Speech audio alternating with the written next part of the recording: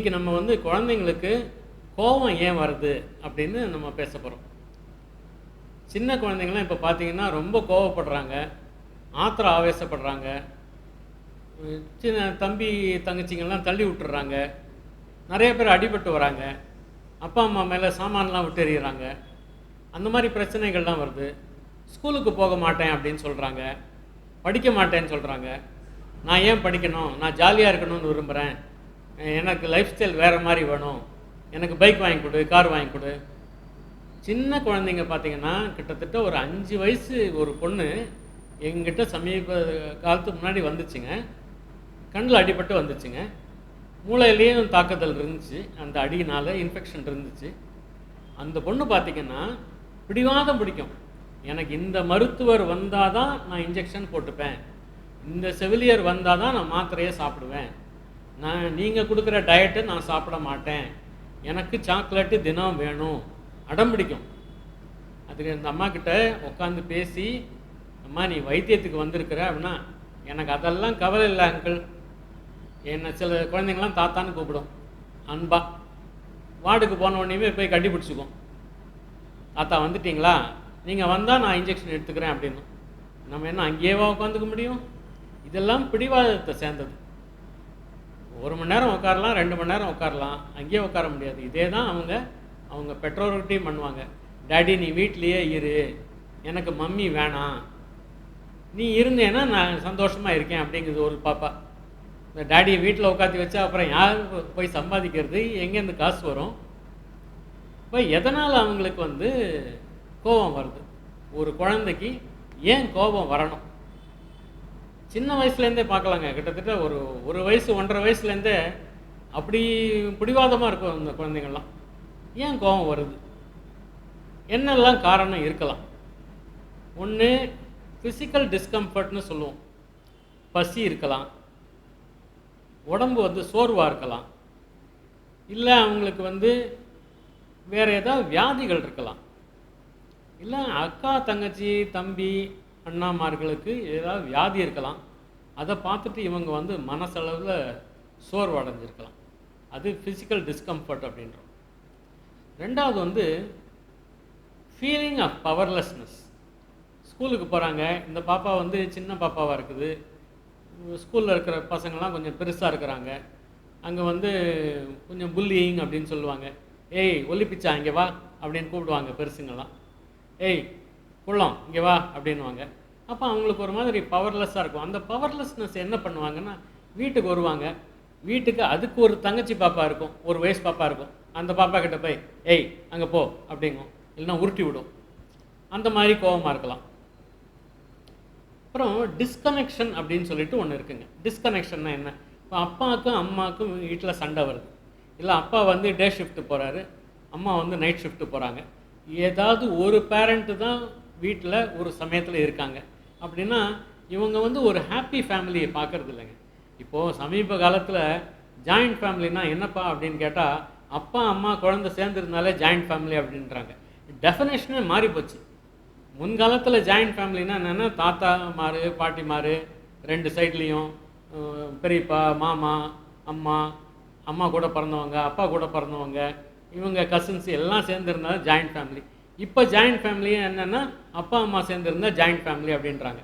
ஏன்னா பல குழந்தைங்களுக்கு பார்த்தீங்கன்னா ஸ்கூலில் ஆஸ்பத்திரிக்கு வர குழந்தைங்களாம் ஆராய்ச்சி பண்ணி பார்த்தீங்கன்னா, ஒரு சமயத்தில் அப்பாவோ அம்மாவோ இல்லை குழந்தைய பார்த்துக்கிற ஒரு நானி அப்படின்னு சொல்லுவாங்க, பக்கத்து வீட்டுக்கார அம்மா, இல்லைன்னா யாராவது ஒருத்தர் ஒரு சம்பளத்துக்காக வந்து வேலை செய்வாங்க, அவங்க வந்து பாட்டு கேட்பாங்க, குழந்தைங்க பார்த்துப்பாங்க, நேரத்துக்கு சோறு கொடுப்பாங்க, அப்படி தான் இருப்பாங்க. அப்போது ஒரு டிஸ்கனெக்ஷன் அப்படின்னு ஏற்படுது. டிஸ்கனெக்ஷன்னா என்னென்னா, நான் இந்த குடும்பத்தை சார்ந்தவன் அல்ல, நான் ஒரு தனி மனிதன்.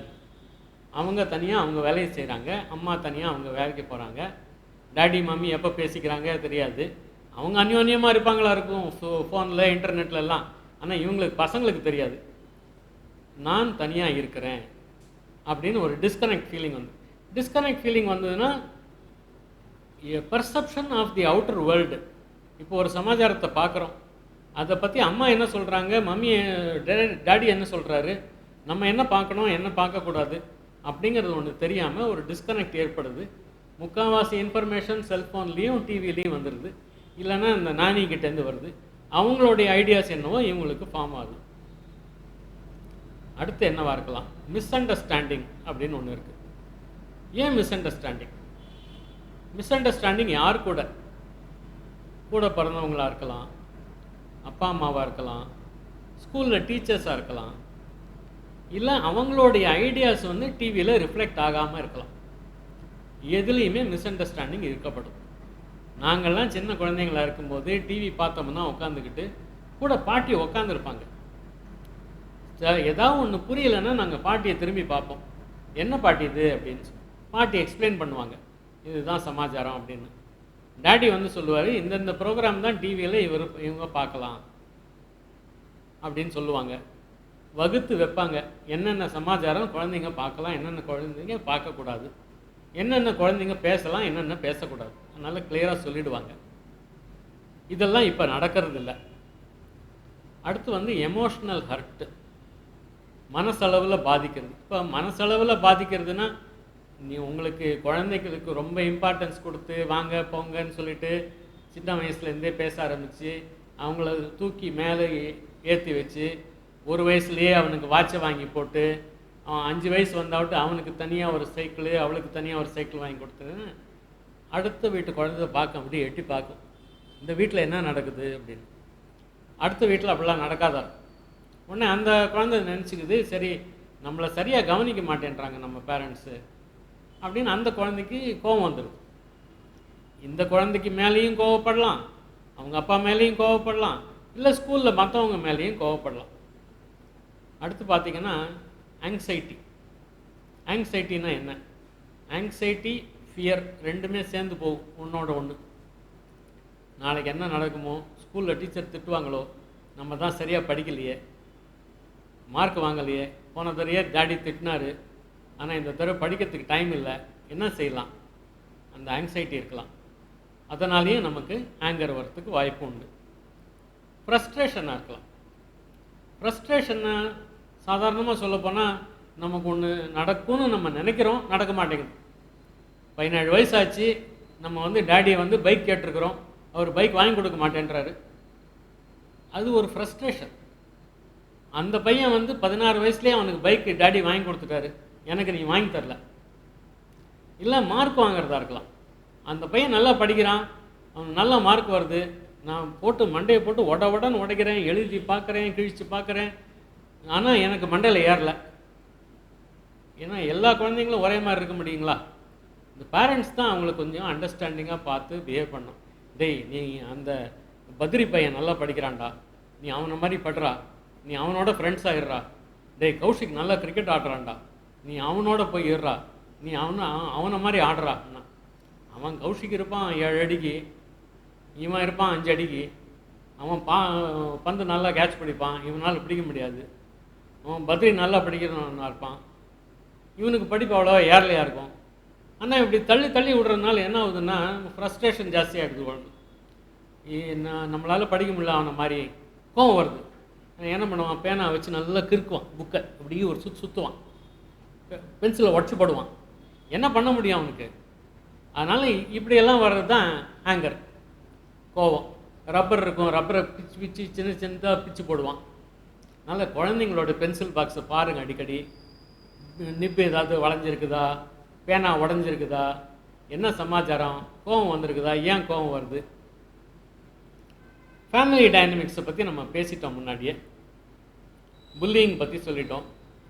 சில குழந்தைங்களுக்கு வளர்ச்சியிலேயே மூளை சரியாக வளராது, அவங்களுக்கு வந்து ஆங்கர் மேனேஜ்மெண்ட் இஷ்யூ வரும். அதை ஐடென்டிஃபை பண்ணுறதுக்கு உங்களுடைய பீடியாட்ரிஷன்ட்ட நீங்கள் போகணும். எல்லா குழந்தைங்களையுமே சைக்காட்ரிஸ்ட்டை கூட்டிகிட்டு போகணுன்னு அவசியம் கிடையாது. ஃபஸ்ட்டு டாக்டர் யார் வீட்டிலன்னா உங்களுடைய அப்பா அம்மா. அதாவது உங்கள் குழந்தைக்கு பிரச்சனை வந்ததுன்னா உங்களுடைய அப்பா அம்மாவை போய் நீங்கள் அணுக வேண்டியது.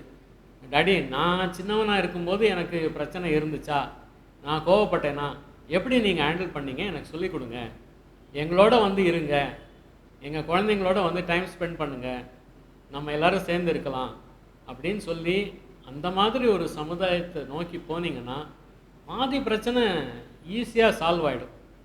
அதுக்கப்புறமா உட்காந்து பாட்டிமார், அத்தைமார், மாமாமாரெலாம் உட்காந்து பேசிடுவாங்க.